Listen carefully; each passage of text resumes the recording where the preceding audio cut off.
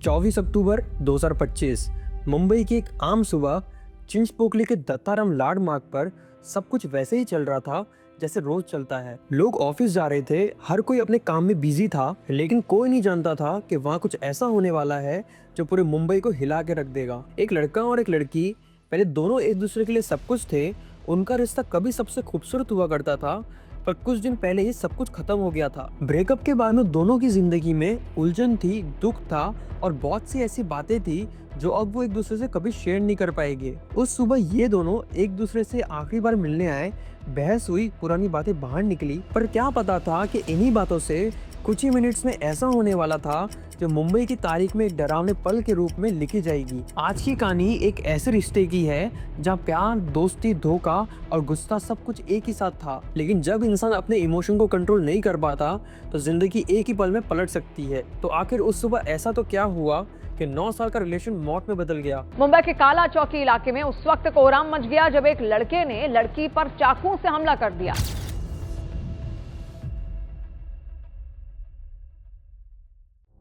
तो कहानी शुरू होती है 24 अक्टूबर 2025 की सुबह से। लगभग 10:30 हो रहे थे। सब कुछ हमेशा की तरह नॉर्मल लग रहा था, लेकिन उस दिन चिंचपोकली के दत्ताराम लाड मार्ग पर एक हादसा होने वाला था। सुबह का टाइम था, रोड पे काफी भीड़ थी। कुछ लोग ऑफिस जा रहे थे और कुछ लोग अपने काम में बिजी थे, पर इसी भीड़ में एक कपल अपनी दुनिया में गुम था। सोनू और मनीषा दोनों ही 24 साल के थे। वो दोनों एक दूसरे को स्कूल टाइम से जानते थे। धीरे धीरे उन दोनों की फ्रेंडशिप हुई और फिर वो फ्रेंडशिप प्यार में बदल गई और लगभग 9 साल तक उनका रिलेशन चला। लेकिन जैसे हर रिश्ता परफेक्ट नहीं होता, वैसा ही कुछ इस कपल के साथ में भी हुआ। कुछ महीने पहले मनीषा ने अपने इंस्टाग्राम पर किसी लड़के को फॉलो किया था और ये चीज सोनू को बिल्कुल पसंद नहीं आई थी कि मनीषा किसी लड़के को फॉलो करे। पहले तो मनीषा को ये लगा कि ये एक छोटी सी बात है, पर धीरे धीरे सोनू का शक बढ़ता ही गया। उन दोनों के बीच में इस बात को लेकर झगड़े होने लगे। बात इतनी बढ़ गई कि उन दोनों ने ब्रेकअप करने का डिसीजन ले लिया। ये हादसे से 10 दिन पहले ही इन दोनों ने अपने 9 साल के रिलेशन को खत्म कर लिया था। अब ये दोनों अलग हो चुके थे, पर सोनू के दिल में कुछ बातें अधूरी रह गई थी। सोनू अब घर में एकदम शांत रहने लगा था और वो किसी से कोई भी बात नहीं करता था। उसकी फैमिली वालों ने हर पॉसिबल वे ट्राई किया था जिससे उसका मूड इम्प्रूव हो। उन्होंने उसको थेरेपिस्ट से भी मिलाया, पर इन सारी चीजों का उस पर कोई भी असर नहीं हुआ। मनीषा का भी सेम ही हाल था, वो भी अब शांत रहने लगी थी। जब एक इंसान गुस्से में होता है तो उसे कुछ भी समझ नहीं आता कि क्या सही है और क्या गलत। कभी कभी शक हमारी पूरी जिंदगी को बर्बाद कर लेता है और इसी शक की वजह से इन दोनों का 9 साल का रिलेशन खत्म हो गया। सोनू और मनीषा फिर से मिलने का प्लान बनाते हैं, पर मनीषा को क्या पता था कि ये दिन उसकी जिंदगी का आखिरी दिन होने वाला है। शायद ये दोनों कुछ बातें क्लियर करना चाहते थे, इसीलिए दोनों फिर से मिले। अब उसी दिन यानी 24 अक्टूबर की सुबह ये दोनों रोड पर मिलते हैं। इन दोनों के बीच में बातें शुरू होती है।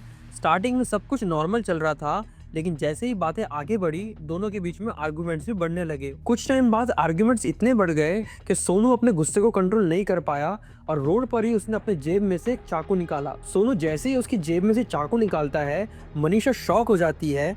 उसकी आंखों में डर था।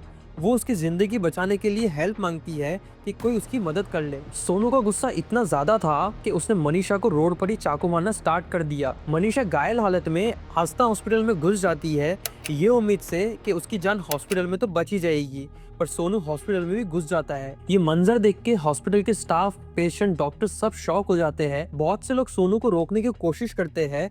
कुछ लोग बैम्बू स्टिक ले आते हैं तो कुछ पत्थर, पर सोनू किसी की नहीं सुनता। चाकू से मनीषा को तब तक मारता है जब तक वो मर ना जाए। ये पूरा सीन कोई भी देखे तो इमोशनली ब्रेकडाउन हो जाए कि कैसे कोई इंसान इतना बेरहमी से किसी को मार सकता है। जब तक लोग सोनू तक पहुंचते, मनीषा उससे पहले ही कोलैप्स हो चुकी थी। सोनू को भी समझ आ जाता है कि लोग उसे अब घेरने लगे हैं, तो वो खुद ही मनीषा को छोड़ देता है और बाद में खुद का गला और हाथों की नसें काट देता है। ये पूरा का पूरा सीन 1 मिनट के अंदर होता है।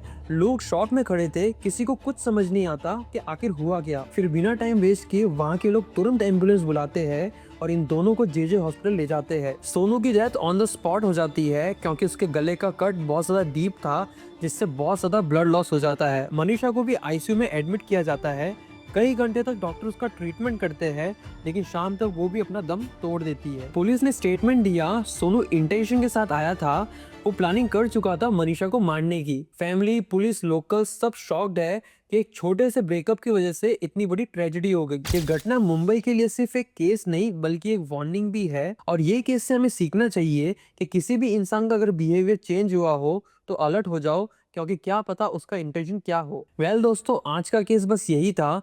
अगर आपको हमारी ये वीडियो पसंद आई हो तो प्लीज़ इसे लाइक और शेयर करना, और अगर आपको ऐसा लगता हो कि हमें हमारी वीडियो में कोई भी इंप्रूवमेंट लाने की ज़रूरत है तो प्लीज़ कमेंट करके ज़रूर बताना। बाकी मिलते हैं नेक्स्ट वीडियो में किसी और केस के साथ में। तब तक खुद का ध्यान रखना। Stay alert. राधे राधे।